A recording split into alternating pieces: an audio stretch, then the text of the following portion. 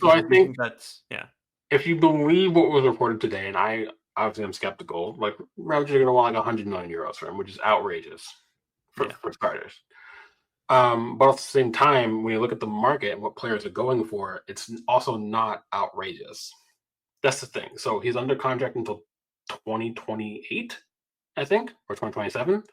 He's got at least 2 years left, maybe three. So that already means his value can't depreciate too much. He's an established Brazilian international. He's only 24. He's been an established first team regular for Real Madrid for the past 4 or 5 seasons, however long it is. He's won Champions League with them. Like, there's a lot to his CV that means the valuation for him is not going to depreciate that much, even though they don't want him there anymore. Clubs are still going to want to get the best deal for themselves.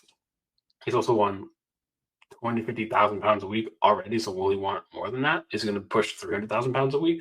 Maybe. I have no idea. And if you add those factors in, he's coming off the worst season of his career.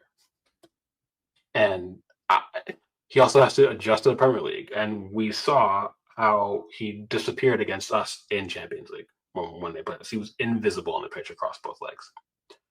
And I just kind of feel like I don't see a player who I think is guaranteed to come here for that kind of money and those wages and be like this godsend who is going to guarantee us the Premier League or champ. I don't see it. And I never have. So my reaction to the move isn't like a recent revelation or reaction.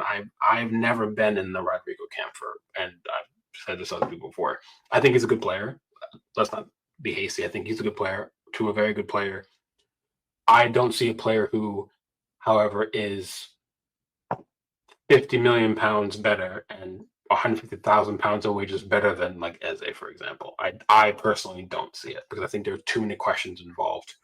There's no guarantee he comes to the Premier League and adapts. There's no guarantee he adapts to the club. And that's a lot of money for a question mark, I think. And we've seen other very good players come to the Premier League and absolutely be horrific when they've come from outside the league. And the list is pretty long. I think if we're looking at like 60 million pounds for him, I would do it without question.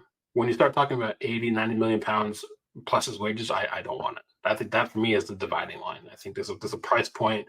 If it drops to, I definitely get warm up to it. But if it's that high, absolutely not. So